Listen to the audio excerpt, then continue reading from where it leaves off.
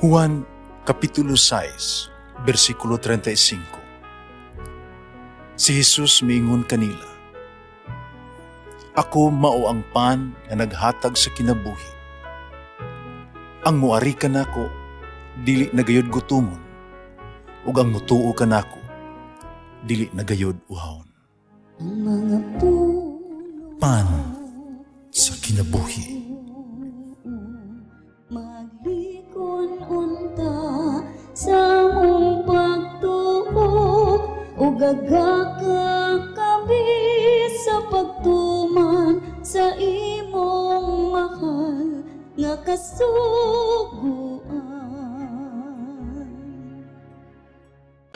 Ang inumanaa kaninyo.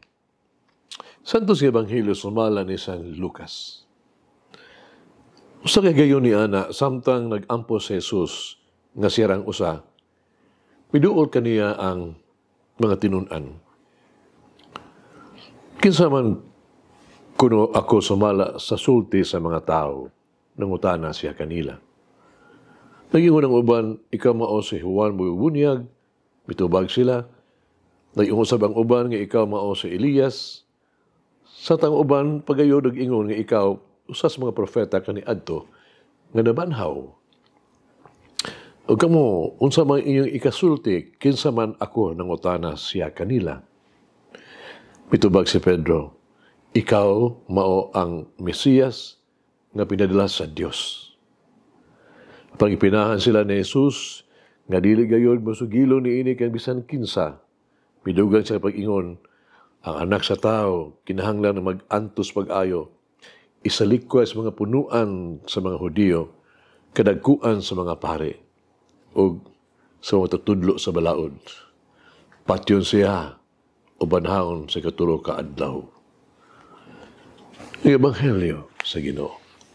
Pasalamati ang Ginoo, kay siya maayo, ang iyang gugma mulungtad, hangtod sa kahangturan.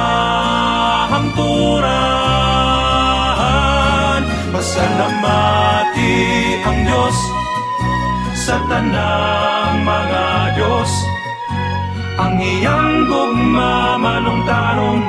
Pasalamati ang Ginoo sa mga Ginoo, ang iyang gugma malungtaron.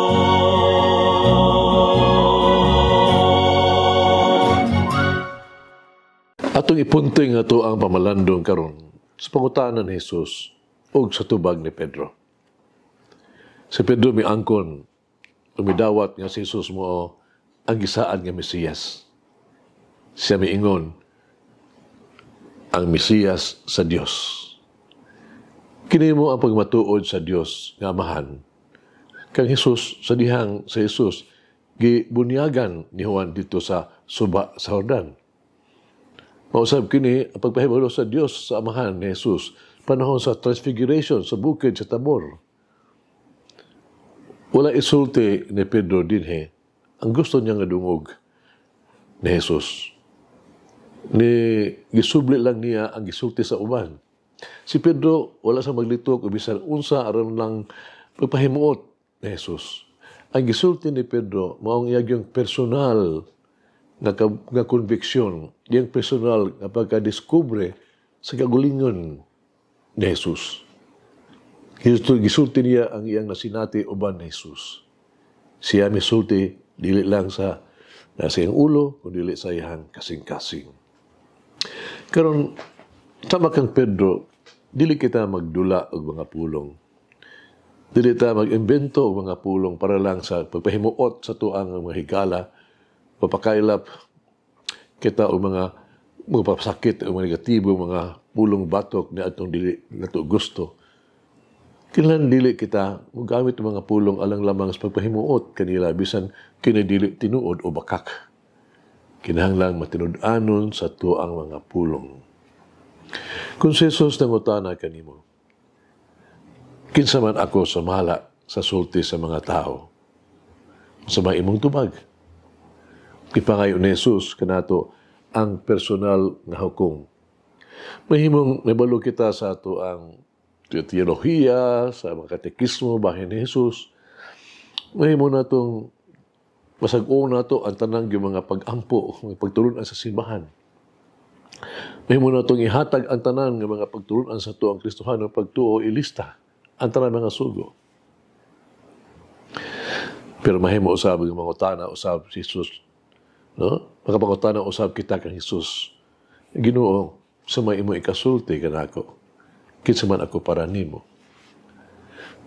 Ang tubag si Mesiyas sa Dios. Kasi ang Mesiyas sa Diyos, nagpasabot nga dinihugan sa iya sa Dios, si Kristo.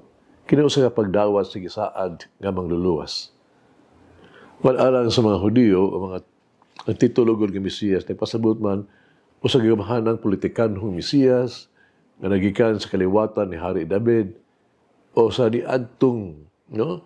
Mga unya, kani ay, mapasig-ulit yun sa Israel, siyang politikanhong gahom o himaya. Political Mesiyas. Kung sa titulong Mesiyas, alang kanila adunay mayaong glorious political o gitawag to worldly meaning. Padaalang kang Jesus, dili kini ang tanan bahin sa iya pagka-Mesiyas. Aron maluwas ang katawan sa Jesus, kinahanglan moagig sakripisyo, mag-antos, kailan niyang dawaton ang kamatayon sa krus, hangtod sa punto sa iyang katapusang paglansang sa krus. Si Jesus mo ang Mesiyas, apan dili ang political nga Mesiyas, sama sa gilantaw nila ni Jesus. Busa gibadlong sila ni Jesus, gimanduan sila, nga dili isulti kini kang bisan kinsa. Oo, si Jesus mo ang ato ang mangluluwas. Apan ang dalan sa kaluwasan mao, ang iyang dalan, nga mao ang dalan sa krus.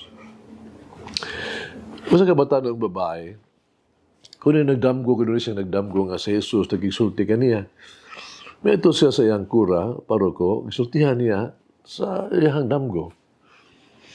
Ang kura paroko, nagduha-duha. Batanong lalaki, batanong babae, may insister, aron lang sulayan ang babae, ang kura paroko, may sugyot kaniya, nga pagutanon si Jesus bahin sa iyang, niagi bang kagahapon yung mga kasalanan. May sugot ang babae. May balik siya sa simbahan ni anang pagkasunod adlaw, o siya nagkikita sa pare, o misulti kaniya nga si Jesus, napakita, mag-usap kaniya, diha, sa iyang damgo. Ginan siya sa pare. Kipukutaan na ba ni mo, si Jesus, may sa ko ang mga sala, kaniad to. Ba't anong babae, mitubag, o oo, positibo. Niyang pare may ingon, unsang ako ang niagi mga sala, di ay. Ba't anong babae, mitubag, nga si Jesus may ingon, kaniya kuno. Sa diha nga ako pasaylo na, sa mga sala, ako na silang tanang gikalimtan. Mahagit kinabuhi, kinsa si Jesus para nako. Unsa may akong ikasulti sa bahin o sa ubang gahin kaniya. Kisa man ako kang Jesus. Kasi ako hunang-huna na iyang isulti bahin kanako. Nagampo kita. Minahal nga Ginoo Jesus, inigugma maluyon nga Dios. Mangluluwas, ikaw nga ako ang kinabuhig, ako ang gugma. Ikaw nga ako ang paglaong, akong tabang. Ikaw akong kusog, ako ang dalangpanan. Ikaw nga akong kahupayan. Minahal na Ginoong Hesus, ako imong alagad.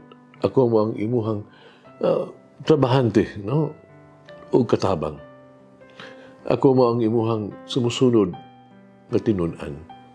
Imo ako sa bugos o sa hingpit. Amen.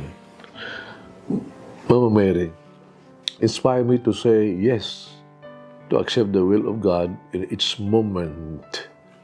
Malangin ang Diyos magagahom sa tanan, Amahan, Anak, Espiritu Santo. Amen. May the Lord of the divine mercy bless us all, heal us from all diseases and suffering.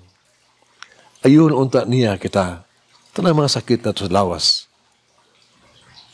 o sa kalag. body and soul. In the name of the Father, the Son, and of the Holy Spirit. Jesus, I trust in you. Amen.